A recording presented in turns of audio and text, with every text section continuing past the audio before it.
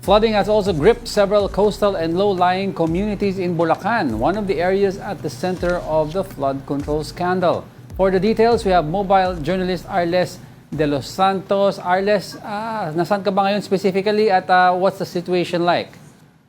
Diego, nandito tayo ngayon sa Marilao, Bulacan. Ito yung barangay ng Barangay Lias Road, Ibayo, no? Kung saan makikita ninyo sa aking likuran, mayroon pa ring tubig baha, no? Kung tutuusin, ayan ay umaabot ng mula hanggang tuhod at doon sa bahagi pa ng gitna at sa mga looban o iskinita pa ay umaabot nga yan ng bewang, no? Isang taon yan mula nga na maging sentro ng flood control corruption scandal ang probinsya ng Bulacan, pero marami pa rin sa mga munisipalidad dito ang nararanasan ng mabilis na pagbaha ng ilang mga lugar, no? Ang tanong ng mga residente dito ay hanggang kailan daw magiging ganito ang kanilang nararanasan, no? So for Diego, nakita natin na mula Sabado raw ganito na yung taas ng tubig baha, no? Dito pa lang yan sa Marilao, no? Ito yung malapit doon sa labasan ng MacArthur Highway at maraming mga sasakyan ang dumadaan dito, pero dito sa meskinita na ito particularly tibay ng loob na lang yung gagamitin o puhunan para nga makalabas-masok dito sa kanilang mga tahanan at ang mga padre de pamilya o ang mga ilaw ng tahanan, yung mga nanay at tatay, kanya-kanyang diskarte para makabili ng pagkain, makapamalengke at from time to time makalabas-masok ng kanilang mga tahanan.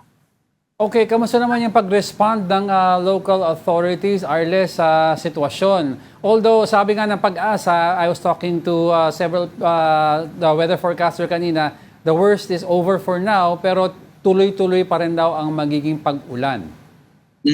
Which actually, Diego, para sa ilang mga residente dito, no, kung tuloy-tuloy daw yung magiging pag-ulan, tuloy-tuloy din yung kanilang mararanasan na pagbaha, no? Kasi dito, so far nakikita naman natin na merong gumagana ng mga kanal, no, or drainage. Pero kasi nasa elevated area na bahagi, so yung tubig kailangan umabot muna doon bago lumubog kumpara dito sa may gitnang bahagi na ito, no? At ito, medyo malayo lang pero yung mga bata ginawa na ring swimming pool itong bahaan na ito, no? So far, Diego, ayon sa mga residente, wala pa raw sila natatanggap na relief goods mula sa kanilang lokal na pamahalaan, no? Pero kasi at least for now, no, wala pa naman state of calamity, pero syempre iba naman yung concern ng ilan nating mga kababayan na mas mabuti daw kung since hindi sila nakalalabas ng tahanan, wala silang mga pasok sa trabaho, ay meron din daw silang ayuda na matatanggap, no? At actually, Diego, hindi lamang dito sa Marilao, Bulacan nakararanas ng baha, no? Mayroon din doon sa bahagi ng Balagtas at Hagonoy, habang sa ibang mga bahagi naman, Diego, no? Iikot lamang natin. Habang meron din, Diego, doon sa may Kalumpit sa Bulacan, no, kung saan 29 out of 29 barangays ang ngayon ay baha. Pero dito so far sa Marilao, Bulacan, sa barangay na ito, sa Lias, no, hindi pa mandatory yung evacuation para sa publiko, pero pinapayuhan ang lahat na bukas ang mga evacuation center kung kanila mang kakailanganin na lumikas. Wait, Arles, quickly lang. You mentioned kanina may pumping station na nasa elevated area, pero yung baha is in the middle area. So therefore, kahit mag-pump out yung pumping station, the water sa middle area can remain flooded. Tama ba yun? Yung hindi siya actually necessarily, Diego, pumping station. Kumbaga meron ditong malaking kanal, no?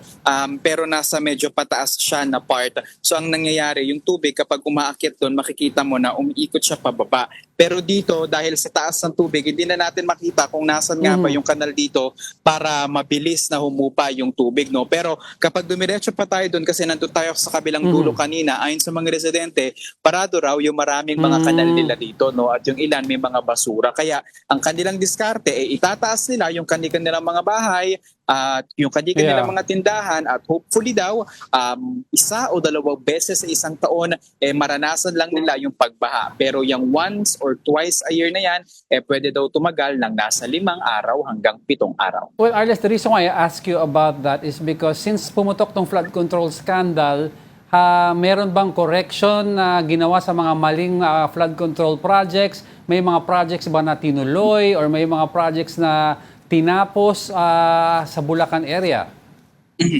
Diego, ang alam natin, mayroong ilang mga pagtatamang ginagawa no, dito sa probinsya ng Bulacan pagdating sa flood control projects ng pamahalaan.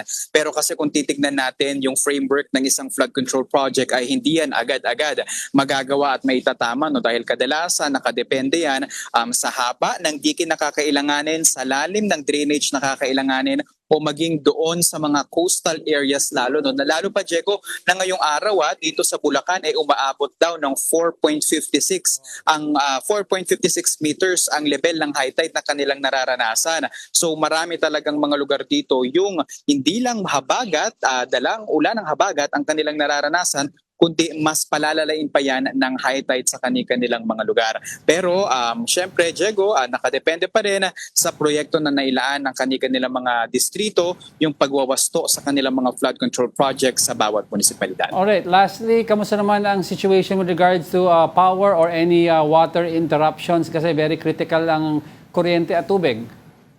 So far, Diego, wala pa tayong natatanggap o naririnig na ulat na may water or electricity interruption dito sa Bulacan at hopefully magtuloy-tuloy nga na stable yung maging supply ng kuryente at tubig. And actually kung usapang tubig, Diego, nakita natin yung 3 dam dito sa Bulacan, yung ilan tumaas na talaga yung level pero patuloy naman na binabantayan. Hindi pa natin confirm kung binuksan na nga ba yung Angat Dam, maging yung Bustos Dam at kung ano pa yung magiging development niyan. Pero kumpara sa ulan na naranasan natin kahapon, mas mahina na at manaka-naka na lang talaga yung ulan na nararanasan dito. Pero ito, yung tubig dito talagang nananatili. Ito, makikita nyo, Diego, sa likuran natin. Yes, oo. May mangangahas na motor na tumawid papunta doon sa diretso. Titignan natin kahit matapos ang ating balita kung makakatawid nga ba siya.